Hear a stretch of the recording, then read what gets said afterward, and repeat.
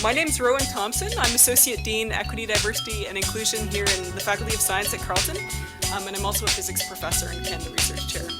So it's my pleasure to welcome you to today's event, and the first thing I want to do is a land acknowledgement. Our university and the land where most of us live are the traditional unceded territories of the Algonquin Nation.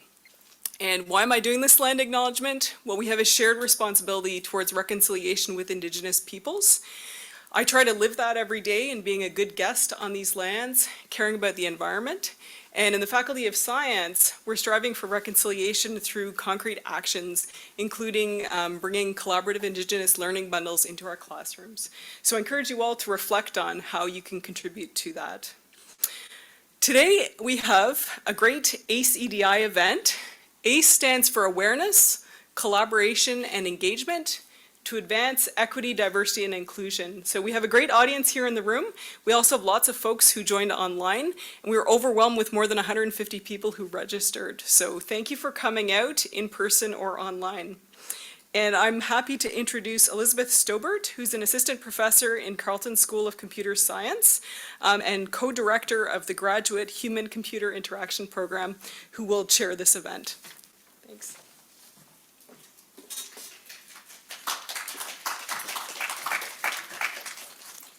Thanks very much, Rowan. I, in turn, am extremely excited to welcome today's speaker, Farai Madzima, who is a UX manager at Shopify, who will be talking to us about his career journey from contributor to lead and his experience as the only one of his kind in the room. Please join me in welcoming Farai.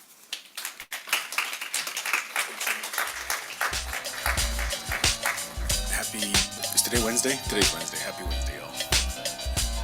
Cool. I like this jam. Hip hop has been a big part of my life, even though I was born in Zimbabwe, which is southern part of Africa, just above South Africa. I've been in Canada, Ottawa specifically, for the last 5 years or so. But I first came in touch with hip hop 30 years ago. My cousin got a tape from somebody else, a cassette tape that might be something we all recognize. I got a tape from somebody else, and I started listening to hip hop music. The way I speak is not because I've lived in Canada for so long or even lived in America, but because I was so enamored by what I was hearing and how they were speaking, I wanted to speak like the folks who were on those tapes. Hip hop first started off as being something that was just entertainment for me. I enjoyed listening to it when I was with my friends, cousins, and traveling, reading, studying, all of the things. But more recently, I've started to look at it as a source of lessons, ways of learning about life. Because something that is not commonly known about hip hop or spoken about hip hop is that hip hop is self-referential. A lot of hip hop music and hip hop tracks are about hip hop itself. You listen to the track, they will talk about how great the beat is that they're speaking on. They will talk about how good at rapping they are. They will talk about how great their clothes are and all the accolades they've got because of how good they are. Hip hop is self-referential. It is music that talks about itself a lot. On top of that, hip hop has also been talking about social issues for the longest time. Issues that have started to come to the forefront of conversations, particularly in the last couple of years, but they've been talking about them for a long time. But that wasn't how it always was. Because hip hop started off as party music. So people go to the parties in New York and they would play records. And while the DJ, the disc jockey, was playing vinyl records, somebody would pick up a microphone and they would say little rhymes on top of that track. And those rhymes were supposed to be to get the party hyped. They were MCing. They were the masters of the ceremony, the MC. And so the MC and the DJ were the foundation of what hip-hop music was. As they said these little rhymes, they needed to make sure that the rhymes were tight, because if their rhymes weren't good enough, somebody else would just jump up from the floor, take the microphone from them, and say their own little rhymes. And so there was competition in how good your rhymes were and how good they had to be. As hip-hop music got more popular and got more mainstream and started being played on the radio, it was no longer enough to say little rhymes that got the party started. They were looking for more content. What more can we be talking about? What more can we be saying? And what they started talking about was their condition, their living condition. Hip hop was made by black folks who were living in New York in the 60s and 70s. New York in the 60s and 70s, those folks were largely poor. They were living in what are called projects over there, which is low-income housing. And they were surrounded by crime, drugs, lack of access to health, good food, all of those things. Those were part of their plight. And so they started using the music as a way, as most artists do, as a way of communicating and talking about, this is how I'm living. This is what's happening to me right now. And that became a part of the music as well. This was great because there was reflection here. Not only was hip-hop being self-referential about the method of making the art and the quality of the art being made, but also the condition of the artists themselves and their wider community. So this was fantastic for the longest time until it got really, really popular. And then it became a way of, now I need to get rich. And getting rich brought a challenge of conversations that started to talk about the ways in which people were living to make money, which wasn't just making the music, but also the crime was a way of people getting that money, right? And so what started to happen was that the conversations that were describing crime, that were describing misogyny, that were describing drug use and abuse in the community, it stopped being clear whether the artists were documenting what's happening in their lives so that other people would understand, or whether they were glorifying it. Is this a description of what's going on, or is it a prescription for somebody else to follow? And there were folks who were looking at this and making a connection that said, oh, if this person has made it onto MTV by saying these things must be things that I should be thinking about doing. And in the 80s and early 90s, there was a challenge where hip-hop music became almost vilified by the media, by the politicians, by religious leaders, because they were saying this thing is causing a problem in our society. These prescriptions are causing our children to go wayward. And so hip hop became an enemy to itself at that point, because it was no longer clear, are you talking about the problem, or are you part of the problem that you're creating, or that you're talking about in your music? That was an ongoing thing up until one of my favorite albums. Mr. Clayton, the clicker has decided to disobey us. If you would mind advancing to slide to the next. Thank you.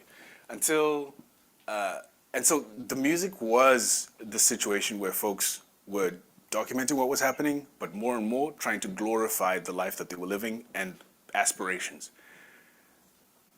Up until I heard this album, I hadn't understood the true power of the music to reflect on itself and the power of it to teach. It was teaching other folks. It hadn't started teaching me yet. This is the album cover of an album called Black on Both Sides by a man called Mos Def, the man you might be seeing on the cover here. It was a groundbreaking album for several reasons. One of them is it's one of the few albums that doesn't say the name of the artist or the name of the album or anything on the front of it. The artist at this time, this was the bling bling era where everybody wanted to show off all the shiny things they could buy. He was like, nope, I'm not even going to wear fancy clothes. I'm not even going to put on any makeup. It's just me and my face. In the album, he's talking about things that at the time some considered, really, really progressive and they didn't have a place in hip hop. He was talking about pollution. He was talking about corporate entities and how they were affecting society, how they were affecting the music that he was listening to.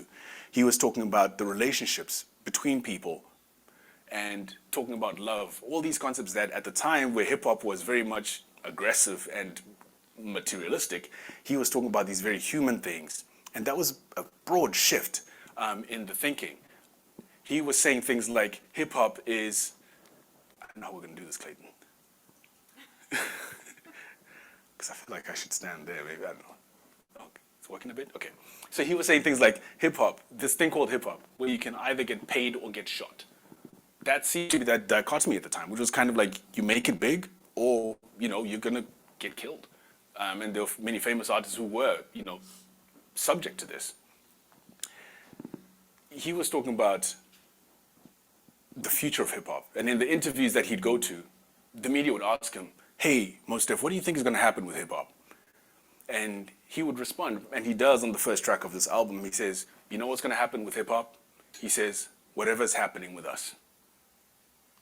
He says, we are hip hop. Me, you, everybody, we are hip hop. And he talks about the idea that if we are going to be misguided, if we're going to be smoked up, if we're going to be misogynistic, if we're going to commit crime, then that's the kind of stuff that we're going to see in the music that we are creating. We are hip hop. He was acknowledging that it is not, and he says, this is a really cool thing. He says, people treat hip hop as though it's some giant living in the hillside that's coming down to visit the townsfolk. Instead, he's saying, no, it's not over there, but it is who we are. And what you hear comes from who we are. I work at Shopify. We are part of the tech industry. Some of y'all are already part of that, or you might be working towards that in some shape or form. There is something about the tech industry now that requires the kind of self-reflection that Mos Def is doing in this album. In our industry, we are, just in the last year, 200,000 layoffs. There are questions about, should we have been growing at the rate that we are growing? Or should we be treating people in the way we are treating them? The products that are being created, are they inclusive enough? Right? Are they inclusive enough to individuals, to societies? There is questions around whether this industry is truly benefiting society in all the ways that we need it to be, or whether we should be questioning ethically what we are making. The pursuit of material things through tech, is that what we should be doing? And I think there's a lesson here from hip hop, from Mos Def. And I think we need to consider this idea that the tech industry is not like some giant that lives in Silicon Valley that comes to visit us. But we are the tech industry, now and future. Me, you, everybody, we are part of that, right? And that's a lesson that I started to take from the music, to take from hip hop, that I wanted to talk to you about in terms of how it has affected me and being in the tech industry anyway. Again, cool. Okay, so I spoke earlier on about the idea that I was born in Zimbabwe. And growing up in Zimbabwe, I went to, my father was fortunate enough to work for an American company, and they were like, cool, we'll pay for whatever the education you need. And so he was like, I'm going to buy the very best. So I ended up going to a very posh school where, even though Zimbabwe is a majority black country, I was a minority in my classes at school. So I was one of 20 from day one at school. In fact, my first teacher kind of told my dad in the first few weeks, listen, your kid doesn't speak English very well. You might want to just take him out and not waste this money. And my dad was like, no, we're gonna work on this and we're gonna make it happen. And thankfully he pushed for that. All the way through from my education there, leaving Zimbabwe, going to the UK and learning to be a practitioner in this field, learning human-computer interaction. I have, and up until today, I have never had a black boss, even though I've been working since 2000 in this industry. These are some of the things that we see. And so I wanted to chat to you about some of the things that I've seen, some things that my peers have seen. Some of them are difficult to deal with. Some of them, we can find ways around it. Some of them need us to be allies. And we can talk about what that might look like as we go along. Okay, so if anyone is hearing me today and doesn't believe that equity, diversity, inclusion are things that matter to us, are things that are important, then you are not paying attention to what the world needs from us as individuals and us as members of the tech industry. We need to be contributing to these things. We need to be building products, teams, groups, and communities that are inclusive of all members. The earth is round. We do have a climate crisis. Diversity and inclusion are not optional. They're mandatory. These things are all facts. They're no longer up for debate. Back in the 1960s, there was a lady called Elizabeth Cantor who was working as a consultant for a huge company in America who were they had huge sales teams, 300 people across the country. I guess that was huge back then. 300 people across the country who would go and sell things to their clients. And this team was composed entirely of men. at one point. And so the company decided, you know what, we want to change things up. We want to figure out how do we include more people in our business. And kudos to them for making that realization and then trying to make the commitment to make the change. And so they had teams where they had kind of maybe groups of 8 dotted around the country. And what they did was they hired about 20 women who then became members of each of those groups. And typically those women would be they would be the only woman in that group, right? And so they hired these folks and they put them to work alongside these teams, taking them from other sales environments where they'd been succeeding. And they said, if you're succeeding over there, you should be able to do it over here. So come on over and let's see, how we can work this thing out. So these folks got together, they start working, and then very early on, it starts becoming evident that these women who they had hired into these teams were not able to get the job done in the way that was expected. And they started asking questions like, what is the thing that is going on here? Have we made a mistake of some sort? Are there stereotypes that are becoming real in terms of what we're doing? And credit to the company, they didn't succumb to the first easy answer.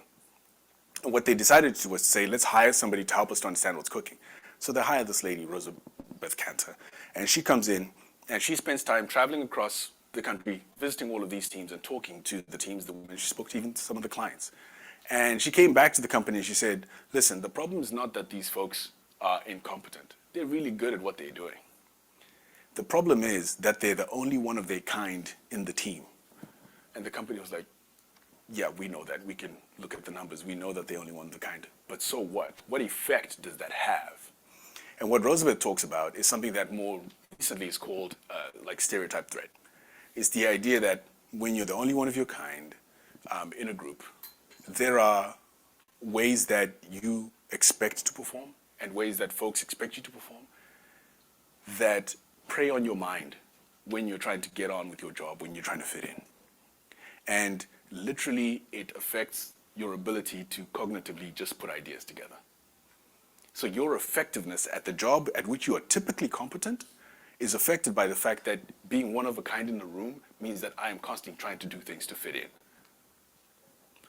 And there are ways to disidentify from that and to move away from that, but there is a very real known effect that happens when you're the one of a kind in the room. That means that the performance that typically you would be perfectly fine at, when you are the one of a kind, you never reach those levels in terms of what you're trying to do. And I want to talk a bit about what that might look like.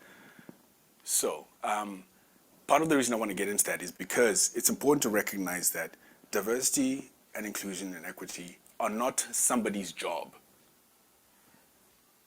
right? Why that's important is that we think it's somebody else who's supposed to make this happen. But the reality is that exclusion, leaving people out, happens in all the conversations that we're having. It happens in the emails that we are sending, in the WhatsApp groups that we're a part of, in the forums that we're in. That's where it happens. That is also the source of the solution. So each one of us has a contribution to make to making this thing better. So we can talk about what that might look like. Because, yeah, we are the tech industry, right?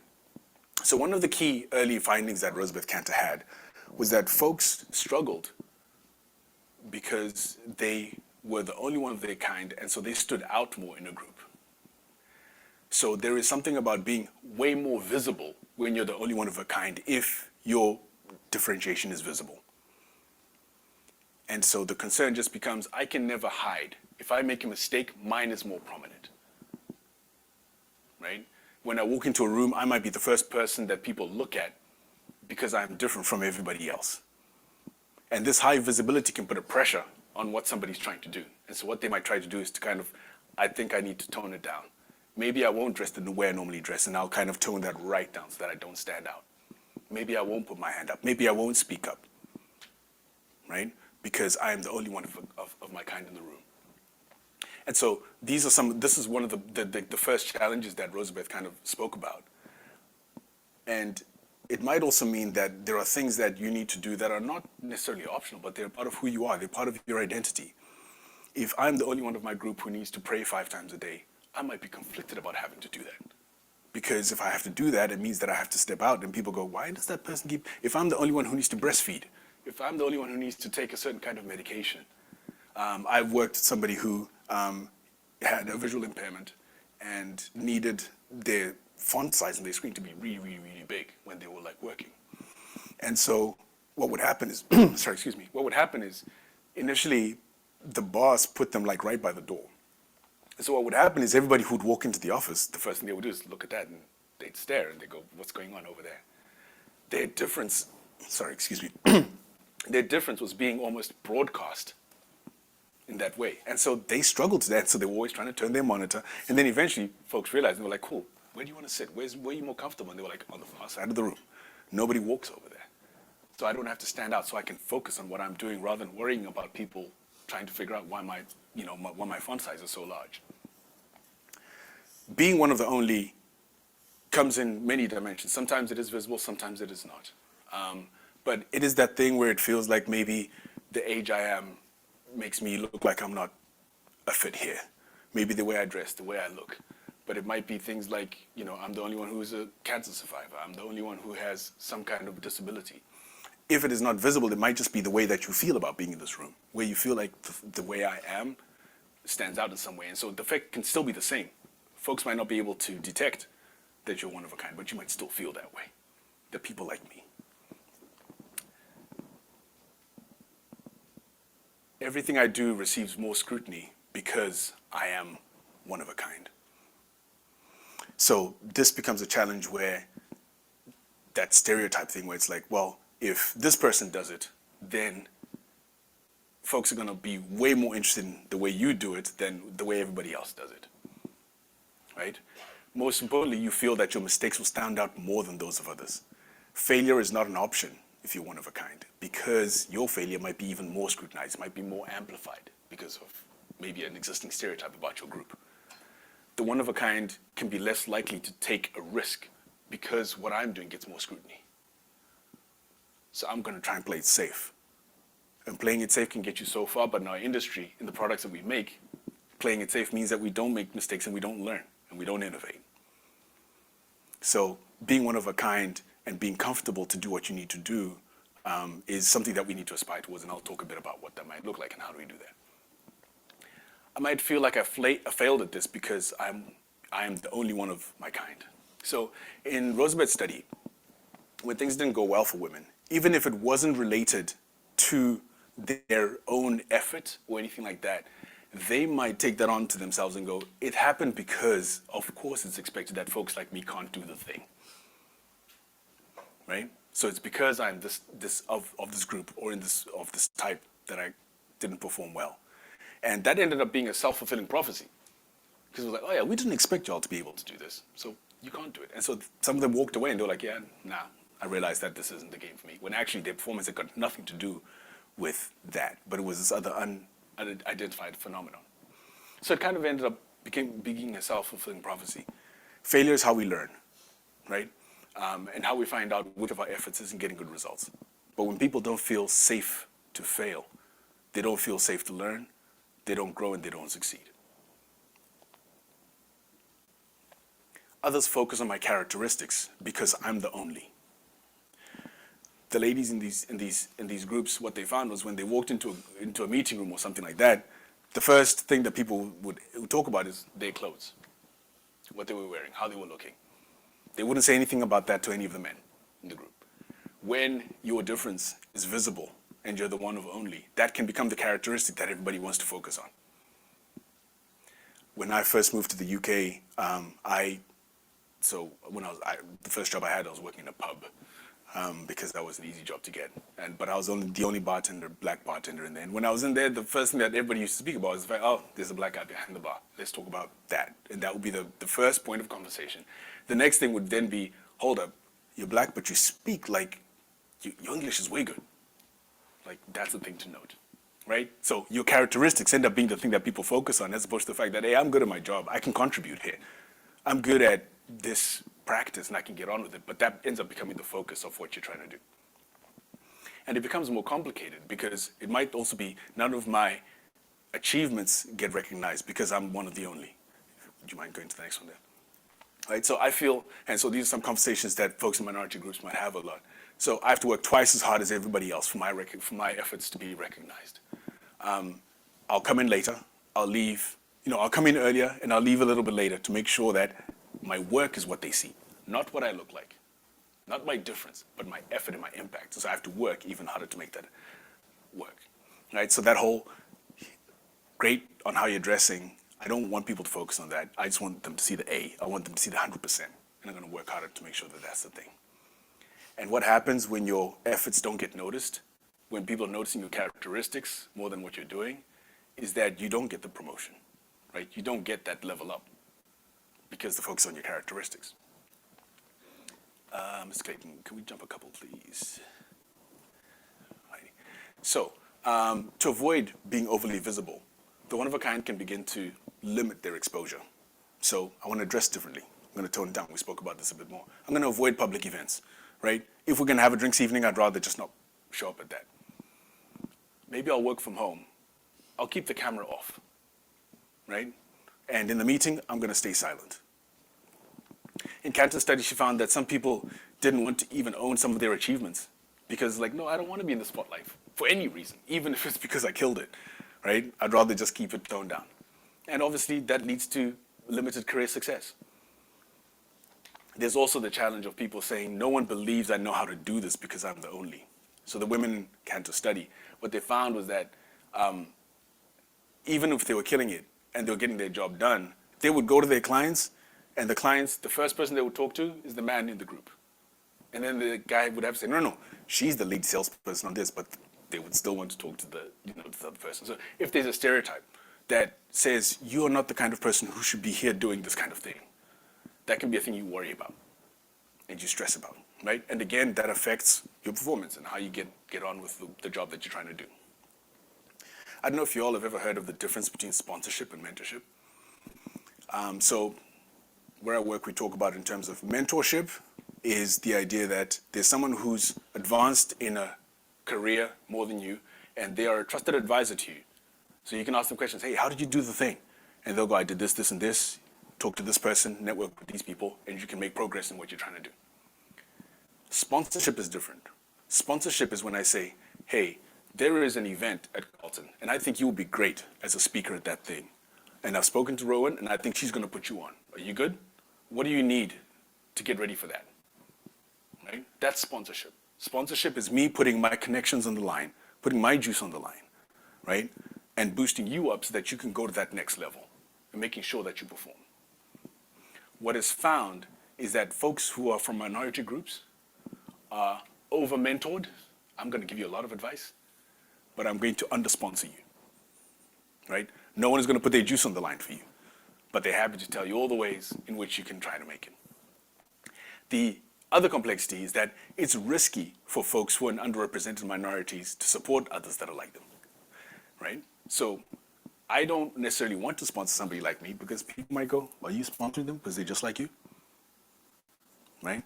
It ends up kind of being a double-edged thing. It doesn't work, and it's a challenge. The last one I wanted to chat about, the last big challenge that Rosebeth found, is the idea that I need to change myself and fit in because I'm the only X. I don't know if you all have ever seen on Disney, it's available on YouTube. There's a little movie called Peril, P-U-R-L. And it's of this little ball of fluff, ball of yarn, and she joins this company, which I don't know if you can read the name on the back, but it's called BRO Capital, Bro Capital. So you can just imagine what's cooking there. Anyway, so she rocks up in this company, and she's trying to fit in. And so one of the first things she does, she goes to the water cooler, and they're all telling really terrible, like, sexist jokes. And she comes in and she tells a joke that's about like yarn or wool or something like that. And they kind of laugh at her, they laugh her off. And so she's kind of like, ooh, I can't fit in, I can't do this, right? And so then what she does is, next up, she goes and she knits herself a suit that looks just like everybody else's suit. Right? She wants to fit in. She learns all the jokes. She's telling jokes that are worse than what everybody else was doing, even though those jokes are actually a diss to her own type. But to fit in, she's making the change that needs to be made. She's taking on some of the aggressive tendencies of the group. So even though she was more chilled, she's now trying to be like super bro to make sure that she fits in. It's a funny story to watch, but it's also an interesting take on what Rosabeth Cantor found in her studies, which is this idea that when folks are one of a kind, they might spend a lot of time and a lot of cycles, a lot of their own material possessions, trying to fit into the group. They might tone down things that are important to them, compromise values, so that when they're in this group, they don't stand out as much. All of these things point towards, I am going to spend time doing everything other than the thing I've studied to do. I'm going to spend my efforts doing everything apart from the thing that I'm getting paid to do, the thing that can get me promoted. A lot of this sounds challenging. And it sounds a bit of a downer, right? And it is not everybody's reality 100% of the time, thankfully. But it can be a reality in the work that we are doing now and the work that we want to be doing in the future. My proposal is, let's have less confidence. I found myself in Portugal one time, and I took an Uber to an event that I was going to be speaking at. Right, so I get this Uber, and now when I don't know what it's like for y'all, but when you're in an Uber, you're not looking at the map, right? Somebody else, I've paid for somebody else to take care of the map business, right? They're gonna drive me there, so I'm not looking at the map. Eventually, the person gets me close enough, but there's a traffic jam, so now I know I have to get out, and I have to close the gap between where the car stopped and where I actually need to be. Now I need to start caring about the map. I take my phone out, but I've got no roaming service, right? So I can't actually check where I need to be. So I'm doing the Holy Trinity, trying to figure out like, how do I get signal, all of the things. And then eventually I have to look around and kind of go, okay, cool, where am I? I'm looking at street signs. I'm looking at all the buildings around me and trying to figure out, where am I? And using that, I can try and remember the map that I saw before, and I managed to kind of navigate myself to where I needed to be, thankfully, because I'd seen a map before. Losing confidence caused me to question where I'm at. It caused me to question the tools that I'm using. And it caused me to look around and pay attention to what is actually going on around me. Let's have less confidence in the systems that have got us to this point. Get out of the Uber, right? But let's look around. Let's ask questions about, what are the forces, what are the systems that are causing some of the things that we've spoken about before? Are they okay? What are the metrics that our organizations have that are causing and making these challenges systemic? We can question all of those things at whatever level we're at, but we can only do that when we have less confidence in the systems we have. This doesn't mean throw them away. It doesn't mean I'll never get into an Uber again, right? But it does mean that I can be a bit more skeptical. And that skepticism might show us something that's worth having a discussion about, that might help us to kind of improve things. We can be like kids. So there's a great exercise that some of y'all might have seen, which is around building a spaghetti marshmallow tower. So there's a scientist, and the way he rolls, he get all these things, spaghetti, a bit of tape, and marshmallow. And the exercise is that you get into a group of 4 people, and you have to build the tallest tower possible that can support a marshmallow on top without any hands touching it. So build the tallest tower made of spaghetti, stick a marshmallow on top, and it has to stick. You've got 18 minutes in your group of 4. And so the guy who runs this, he's done this with groups all around the world, and at all different levels. He started off at a university, and he had all the students do it, and then he started traveling. He got people with MBAs, he's got nurses, doctors, and even kids at school trying to look into this thing. And there's only one group of people, one type of people, that always kills it. They always do the best at this thing. And that is kids, right? Because kids don't care about who's going to be the CEO of Marshmallow Towers. They don't care who's going to get promoted because they put the marshmallow on top. They don't care whose name goes first on the paper about how to build the best marshmallow tower, right? What kids do is they just get involved. They just stand side by side. They're not in that Uber. They're not, they're just looking around and they're going, marshmallow pieces, let's try stuff. They try stuff, they see what sticks, and they just keep building on top of that. And then at the end, they end up building the tallest towers in terms of what they do. We have a lot to learn from kids. And that's what's interesting, is that those kids might end up learning the things we're doing. We have to unlearn the things we're doing so we can be more like them. I learned about this from a book called The Culture Code by Daniel Coyle. It's a fantastic book. If you can get it, it's absolutely worth it. And one of the things he talks about is this idea that safety, belonging, trust, these are the things, and vulnerability, these are the things that lead to effective groups. Effective groups need safety, belonging, trust, and vulnerability. when you can boost those things, we can be more inclusive. Let's talk a bit about what that might look like. The first thing is about helping to create a new normal, right? New normal is, so when I first wrote this slide, this was a time when we weren't using pronouns, but it was new to use pronouns on all the things. And so the idea was, if everybody does it, then the people who really need it don't have to stand out when they do it. When it is normal for everybody to use pronouns and to talk about their pronouns, then the folks to whom it really makes a difference don't have to stick up because they're doing it, creating a new normal. Other ways that can happen is, when I first became a parent, talking about, oh, I'm not going to be in the office because I have to deal with childcare right now, right? So just saying that out aloud, people go, oh, we're in an organization where parents can go and take time out and do the thing with their kids, right? If you need to do a thing that maybe is not the norm, but saying it out loud can help to normalize that. We can help to amplify the signal of what is going on. So help to create a new normal wherever you are.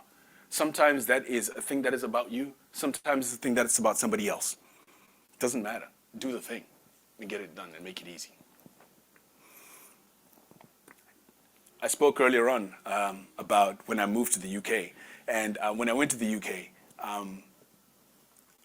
I was working in this pub, and everybody used to call me Farai. Well, Farai is my name. That's the name I got when I was born. I've anglicized it. It's actually pronounced Farai.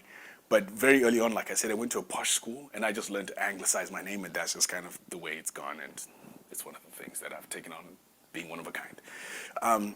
Nevertheless, when I was about 9 years old, a friend of mine at school tried to say Farai Madzima at the same time, my first name and last name. And it came out jumbled up. It was like Fuzz or something.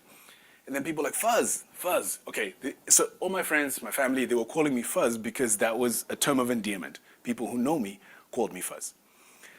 At 19, I leave Zimbabwe and I go to the UK and I'm like, cool, I'm going to get a job and I've got to start over. Fuzz is not a very professional name, right? So Farai is what I'm going to, that's my name. So in my job, people are like, hey, what's your name? I say Farai. Farad? Ferrari? Farai? Farad? And I'm correcting them, and they keep not being able to get it right. I end up getting annoyed. I'm like, you know what? Just call me Fuzz. It's cool. Yeah, people have called me Fuzz before. But that's because they were my family and my friends. I'm asking these people now to call me Fuzz because I don't want to stick out. I don't want my name to be the thing that they look at and they go, that's what makes you different. I don't want to have that conversation that emphasizes the difference that I have. The name my grandmother gave me, I'm like, nah, I'll put that on the side. I'd rather just be called Fuzz, just so I can fit in. I've met many people from different cultures who have names that are difficult to pronounce, but you'll hear them say, my name's Vinny, my name's Rick. Those aren't their names. Is your environment one where people can use the names that their parents gave them? The names that are relative to their cultures? The names that represent their heritages? Wherever you are, it is easy to just say, hey, I don't have those sounds or syllables in the language that I speak. Could you just teach me how to say your name properly? Right? You can take a minute to do that. And what that does is help that person not feel like they're bothering you by trying to help you say their name properly. We can normalize that. LinkedIn has got a tool they've been building where you can kind of say your name into the computer so that when your name shows up, somebody can click a little button and they can hear how that name is said. That's helpful. It's useful. But learning names is really, really easy. And there's some sounds that when you see them written and you go, how do you say all those consonants together? That's weird. Until somebody says it to you, it's like, oh, that's like the sound that I make when I say bridge. Is that what that means? And then it's like, oh, you already have that sound. You just didn't know it could be represented like that.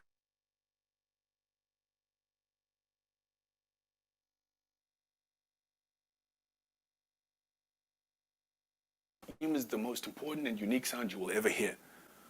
You respond entirely differently when you hear your name, if you can hear it. It's weird for me. My name is Farai. My wife's name is also Farai. And I struggle to say my own name to her. It's weird. But nevertheless, that's the thing. Your name is a unique and important thing. And it's an identifier. Surely we can make the effort to learn how to get that right and how to say that properly. Names matter, and they allow people to feel included. Just taking the time to get that right makes a difference. where I work, we have a thing called a life story conversation. So when I get into a group, when I work with somebody for the first time, we have this conversation. It takes about an hour. We'll fit into an hour. It can take however long you like, and it's over the time of knowing each other. But it's a way to get to know each other really quickly. So what we do is, the first half of the conversation, I'll typically start, and I'll go something like, hey, I'm going to tell you a bit about like how I've got to this point, and tell you a bit of my life story. Feel free to ask any questions at any point you like. And I will tell them the path that I've walked. But in the telling of that, it is not my resume that I'm looking to share with them, right? But rather it is all the things that have led me to this point, the things that I've failed at. I'll talk about the fact that I got fired and why I got fired and how I got back up and moved countries and all of those different things, the decisions I've made, the things that make me somewhat who I am right now. And then they're able to ask any question they want, and then I invite them to say, listen, you can share as much as you would like that is similar to what I've just shared. And they get the opportunity to do the same, and we can have that discussion. In that short span of time, what we do is we accelerate the getting to know each other. We are building trust and vulnerability, and we are reducing interpersonal distance in a concentrated way. I was talking to some folks earlier on, we were talking about what's happened now when we work remote, is that those conversations are things that we might have had at the water cooler or in the cafeteria or whatever. That's not happening anymore. So we do this now when working remote to say, hey, we're going to be working together for the next 6 weeks. Why don't we do these life story conversations one-on-one, right? And we do that at the beginning. And that way, at the very least, we're working together, knowing a bit more about each other. It's not all the things, but it can help accelerate the building of trust and reduce that interpersonal distance that can make us more effective and make us all feel more included in the work that we are doing. There are things that we will discover in that conversation that you might work with somebody for a year that you never knew. So give it a shot, life story conversation. And I don't only do this at the beginning. I might have been working with somebody for years and I'm like, you know what, we've never actually done a life story. Do you have some time? Let's hang out, let's do this thing. If you can do it over a meal, even better, right? Breaking bread is the universal joiner of people. Maybe you're doing that over the screen, but it can get weird if you're eating noodles and slurping them in the microphone, whatever it is. But if you can get together in a room, like have a life story conversation, this is good. Give it a shot. Having compassion matters. This stuff is hard. It is hard to talk about. It is hard to live. It is hard to find the solutions. It is hard to take a step towards those solutions. But having compassion for all the efforts that we are making. There are people who are going to get it wrong. There are people who are going to hopefully they're getting it wrong because they're trying, not because they intentionally are trying to get it wrong. But having compassion for ourselves and for each other as we do this is really going to matter. And not being dismissive of other people's efforts. Right? We've got a long way to go. So it matters that we have compassion. Giving everyone a moment to think and share matters. So I don't know if you've been in these situations where someone goes, does anybody have an idea of how we can fix this? And then they just look around the room, waiting for somebody to put their hand up. When you're one of a kind, we spoke about this before, you might not be comfortable putting your hand up because if you put your hand up, you might have to speak. And when you speak, your accent is going to become very clear. Or when you speak, a stutter is going to come out and you know that, so you're not going to say anything. Or it might be any number of reasons that might not even be visible or detectable that you might not want to put your hand up. A different way to solicit ideas might be, okay, so we want to solve this problem, so I'm going to give everybody 2 minutes to have a think about how we can solve this problem. And then I'll shut up, right? After 2 minutes, I'll say, okay, cool. So what we're going to do is we're going to go around the room and I will ask everyone to share their 2 best ideas, right? Now, in this forum, that's going to take us hours. But in a smaller group, you can get that to happen, right? So everyone has had the time to generate an idea because some people think at different speeds. Some people, you ask them a question, they've got an answer right there. For somebody else, it's like, no, I actually need to take a minute to think about this because I'm neurodivergent. Right? So it takes me a minute to kind of get all the ideas together and then I can share them with you. So giving people a moment to think and then creating the right opportunity for them to share can be really, really valuable. If it is not a speaking situation, some folks, like if you've got a board or a shared diagram that everybody can write on, like that's fantastic, right? Because that means that everybody gets a chance to put something on. But those on the spot, hey, what do you think? Tell me now or forever hold your peace, means that we lose out on the opinions and we exclude those people who are not able to speak or think at the rate which we're asking the question. Give people time and space to think and share. I spoke earlier on about marginalized people being over-mentored and under-sponsored, so I'm not going to go over that bit again. But I do want to talk about practicing zero tolerance with kindness in the moment. The idea here is that if you're in a space where there is something that excludes somebody that is happening, maybe I'm on a call, maybe I'm in a meeting, maybe I'm in a room. Practicing zero tolerance means that in the moment where you notice that thing happening, you can say, sorry, hold up. I just wanted to point out, or can we take a minute? Sir, what you just said could be interpreted by certain folks as being homophobic. Do you want to have a go at clarifying the point that you wanted to make? Give that person a chance to re-say what they wanted to say. When they say it, we can then respond. By stopping it in the moment, we are saying we're not going to wait until this is simmered. We're not going to wait until tomorrow. We're not going to wait until the next time we meet 2 weeks from now. But right now, it matters for us to stop. By saying, do you want to clarify your point? I have not made a judgment of you. I have not called you a bigot or anything. I'm just saying, if you wanted to re-say the thing that you wanted to say, and if you made a mistake, this is your chance to say, oh, sorry, that didn't come across right, or I wasn't thinking about what I was saying. If that person's intent was to harm, they will also make that clear at that point. I said what I said, right? And then we can take the response and say, okay, cool. If that's not a thing that's acceptable, then we say, no, you can't go on speaking about this in this way. Let's take action on that. Or if that person has made a correction, say, no, thanks for correcting that. I just wanted to make sure that everybody knows that that's not a term that we use in this place, right? Zero tolerance right now. With kindness, give me a chance. In the moment right now, right? And that's a good way to make sure that we don't get tripped up on things like what I call not safe for work questions. And other things of that ilk. Some folks, you will hear them call these microaggressions, right? Questions like, so where are you from really? And what are you actually? But you don't look or sound like, and you don't act like. Why do these questions matter? And why do people consider them microaggressions? It's because people who have negative intent use these questions, and if I'm from a marginalized group, I will recognize these as questions that bigots will use to understand exactly what box they want to put me into. Because when they've figured out what box I'm in, they can then focus any negative thing that they want to at that type. They don't have to kind of do different things. They know that I'm against this, and that's who I'm going against. So when people hear this question, sometimes they worry that, are you done go down this road of putting me in a box that you can target me? That's why folks consider these microaggressions. You might have a real question about where my name comes from, the texture of my hair, or whatever it is. And you might have genuine curiosity.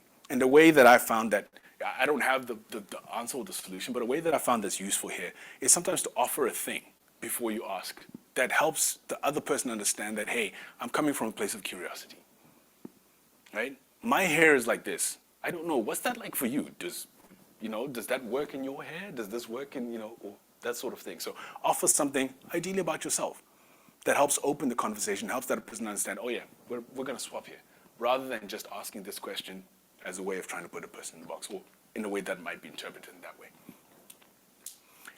I've said before that diversity and inclusion is everyone's job, right? It's not one person's job, it's not a department. The things that I've spoken about today hopefully have given you an idea of what it might be like for somebody who is one of a kind, and hopefully they've also shed some light on what we might be able to do, whether or not we're one of a kind, to make folks who are one of a kind feel more included in our teams, in our groups, in our communities, and in our conversations. Because when we do that, that's how we build the most effective teams and groups. And I talk about teams because I'm like in the work, but that group could be whatever it is that you're doing. Whoever you're with, making everybody feel included means that it is easier for everybody to feel included, to make a contribution, so that that group can be the best it can be, even if that just means that we're just having like a party in a place, or whether it is that we're solving like a really important and gnarly technical problem. It matters. Mr. Clayton, may I ask you to jump a bit to the NWA? I spoke a bit about hip-hop.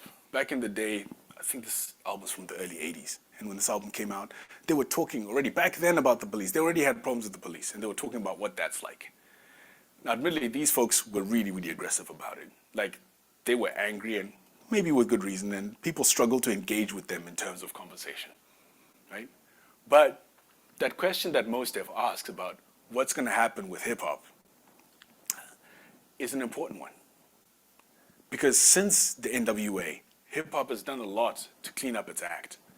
And this has happened because a lot of the artists who are making it have grown. They have grown in terms of what they're doing and how they're thinking. Kendrick Lamar, some of y'all might know, has put out the first Pulitzer Prize-winning hip-hop album a few years back. Jay-Z bought Tidal, which is a competitor to Spotify. Beyonce is this global brand and works with Adidas and makes fashion videos and things like that. Dr. Dre, who was on that NWA poster, is now like part owner of Apple pretty much in terms of like what he's doing, in terms of building the industry. They have gone from being on the outskirts and being folks who are subject to the ills of society to being folks who are creating and contributing meaningfully to the economy and to society and to the music and to the art form. It's not all gravy and it's not all good, but industry leaders are changing and the industry is changing with them. And that's happening because folks are asking and answering this question, what's going to happen with hip-hop, whatever's happening with us? And as a tech industry, I think we have to recognize that and ask and answer the same question. What is going to happen with the tech industry? Because we are the tech industry. Me, you, everybody. We are the tech industry. And so whatever we do, whatever we decide to understand, when it comes to inclusion, when it comes to working with others, that is what's going to make the difference. And that is what I wanted to share with you all today. So thank you very much. Appreciate it.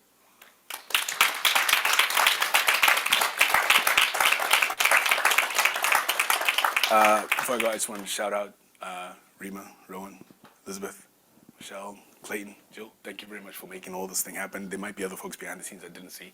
Thank you for contributing to me being here today. Appreciate it.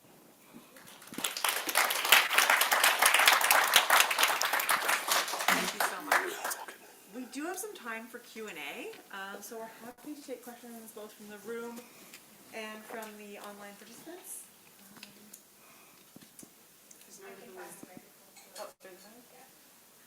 You could start with... Yeah, I'll go ahead. It's actually my question. Okay. So you gave really practical actions that each of us can take, no matter what stage. But here I'm thinking about students who are, want to get into careers. Is there something they can do to build their CV in this space, practical actions that will help with their employability, but also, social justice and making a change in the world? One of the things I've been thinking about a lot is the idea of what I call career capital.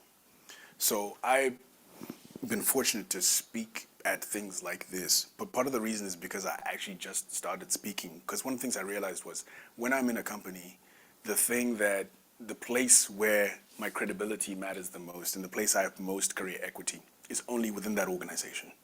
If anything changes and I need to leave, or if I'm not in that organization yet, so I'm a student, I'm still learning, nobody knows who I am, nobody knows what I'm thinking about, right? In that respect, I always think that a CV is not enough. But having, we live in a world now and in a society where publishing is free, right? And publishing beyond like a Twitter thing, and publishing not it might be in an academic context, but having your own personal website, right, costs you $10 a year, max, right? Make the URL your own name, or something related to your name if you can, so that you're not Google proof. Being Google proof to me means that when people search for you, they don't find you. Right? So don't be Google proof. And then on that, share your ideas. What are the things you're working on? It might be a paper, it might be a thing that you publish, but it might also be your thoughts on if, you're active toward, relative to social justice. What are your opinions and what are your ideas? Put those things up, right? Share them. And in that way, your CV is just the entry point. If we look you up, we can find your thoughts, you telling your story. Because typically a CV is just a checkbox of things that I've hit. It's not who I am, right? Create the opportunity to tell who you are. And we're not going to look through your Twitter feed to try and understand who that is. but on your website you can tell that story.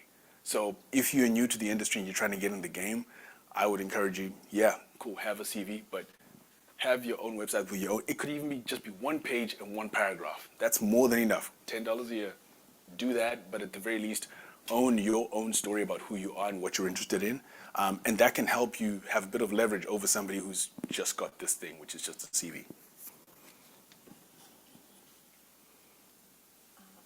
Yes,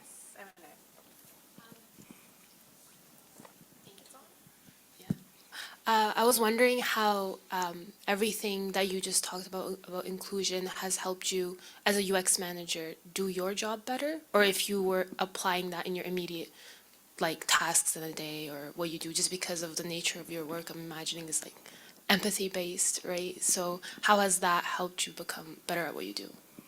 There are two parts to UX manager. There's the UX part, which is the design work, and I'm thinking that's.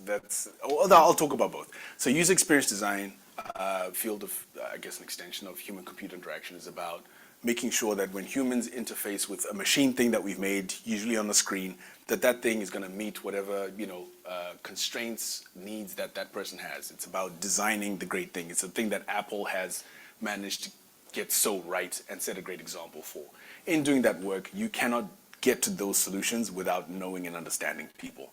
And not from hey, I looked at them through a lens, but I have actually spoken to real humans. I've tested a product with them and I've said, hey, look at this thing, and they've shown me that. And you know what?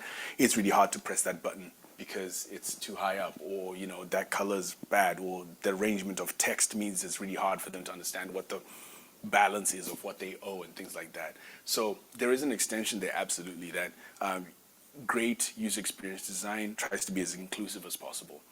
But there was a limit to that, which was it was inclusive to folks who were of what were considered norms, right? So there is I see there is a range in which, like, visually people normally see this way.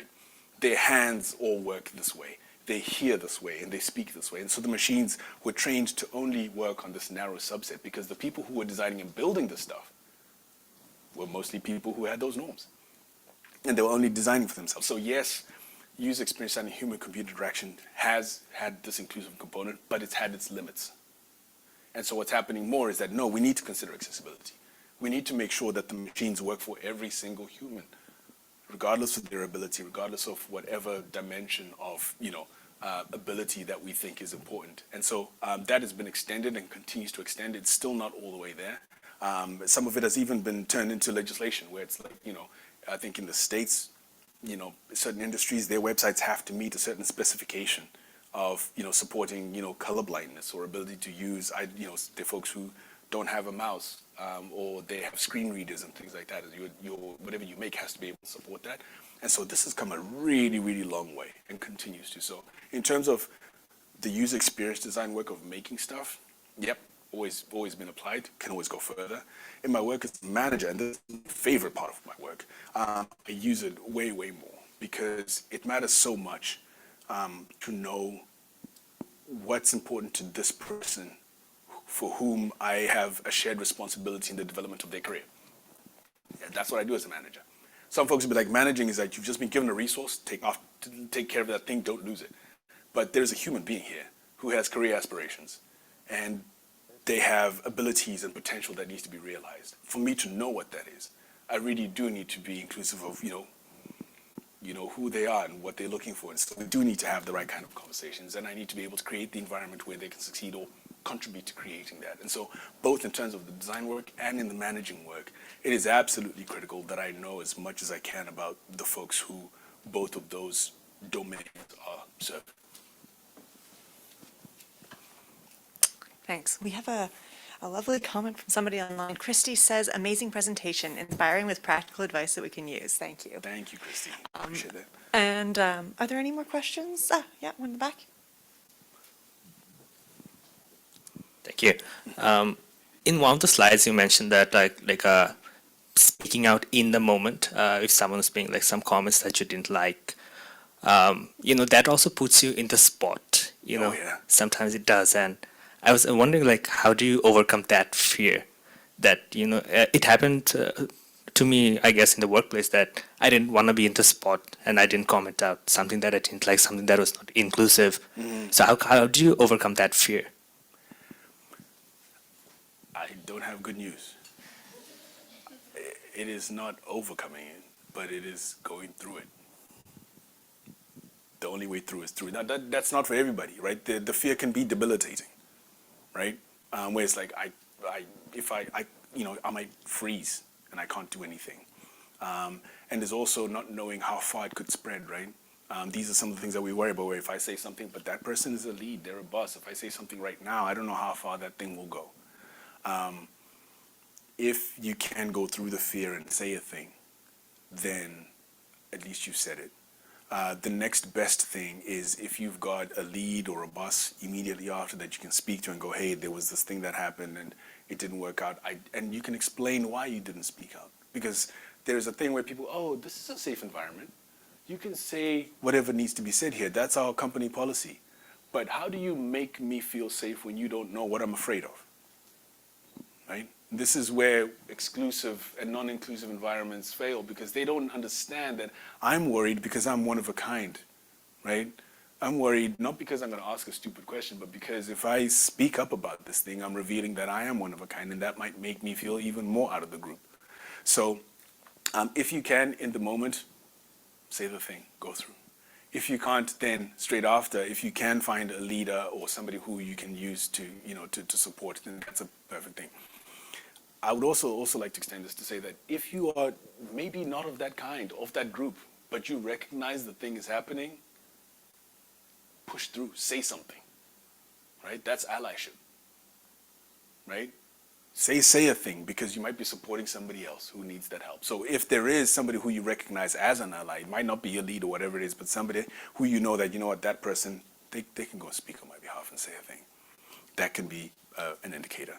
A lot of people say, oh, just leave, but that's not everybody's option, right? It's not everybody's option. And sometimes we might find ourselves in a situation where you can't say anything, but you just have to ride it out. But if you can, say it in the moment. If you can, ask a lead, ask an ally. And if none of those things change, if you can find an option, then, do look for one.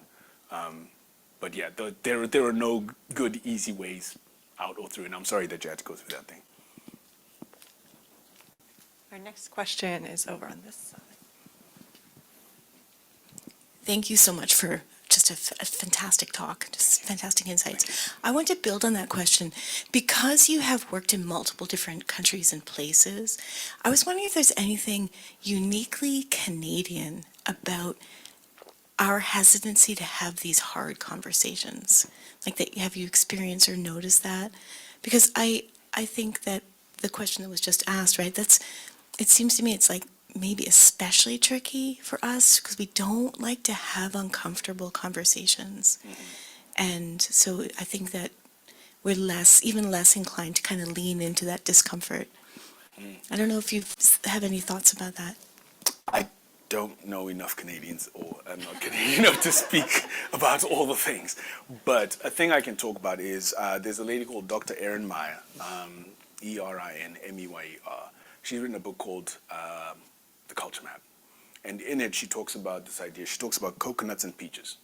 And she's like, there are some, and it's an overgeneralization, but there are some cultures in which the folks are like coconuts in terms of their interpersonal relationships. Coconuts are hard on the outside, soft on the inside. You will not get through until they let you through. But when you're in, right? Then there are some cultures where they're like peaches. It's really soft and squishy, and you can get in all the way. But at some point, it's like, damn, I'm stuck. My impression is that Canadian cultures might be more like a peach, right? Where it's kind of like, yes, absolutely, and there's a beauty to being, I'm just at the bus stop, hey, how you doing, what, and next thing I know about this guy's 3 kids, and I'm like, how did we even get to this point? You know what I mean? But it gets to a point where when it comes to the hard stuff, we might not cross that, right? So that is the only thing I can think of that might relate to that, but I don't know if there's a direct line connection to them, but that might be a thing, right? Where the openness to connect has a limit. And beyond that, when things get tough, we actually do need to do more work so that we can connect and get through to those hard things. And usually, like those hard conversations happen when there is shared trust. Right? When there is shared trust, then we can go, you know what, the reason I'm calling you out is not because I have something against you, but because we're trying to build something that matters here. And when we can have this hard conversation, then we're both going to proceed. Right? Well, I care about your career. That's why I'm telling you that this isn't good enough. I know you want to get to that next level. When there's that trust, we can have that conversation. But that trust doesn't always come because we spoke about how many kids you've got at the bus stop. Thank you so much for the amazing presentation. I also want to build on the point over there. So how do you help out someone or kind of facilitate an environment, a safe environment for someone that you recognize as kind of trying to overcome that fear of being the one of speaking out? How, if you recognize that there's someone on your team, for example, how can you help them out without making them uncomfortable or pointing them out as, oh, you are the one? How do you facilitate that? That is, I always get this wrong, but they talk about allyship in 3 different ways. There is, I'm standing in front of you to protect you as an ally. I'm standing behind you to kind of back you up. And then I'm standing beside you in solidarity, right? Knowing and letting that person, because I think if we stand in front of them, there might be a need for that, but you might also not give them the benefit of being able to do that for themselves tomorrow. You might not always be there, right? Standing beside them means I'm with you on the thing, if you're okay with that, right? So it might be a, hey, I've noticed that this thing happens. I don't know how much this has affected you, but I saw this. Does it matter to you? If it does, maybe we can go together to place X, to person X. Maybe we can practice this conversation together that you want to have with this person that's going to be really tough. Maybe we can go together to this counseling place where we can have this conversation. So being that kind of an ally, standing in solidarity with that person, letting them know that you're there for that. And if they are keen to take a next step and open to that, then, you know, being with them on that can be valuable. Are there any more questions from online? Nope. All right, well, in that case, thank you so much. This really resonated both from my experiences as one of a kind, but also in my experiences as a professor and hopefully somebody who can help people excel when they are one of a kind. So thank you, this is really, really wonderful. And I hope it was as meaningful to everybody else. Thank you so much, friends. Good luck.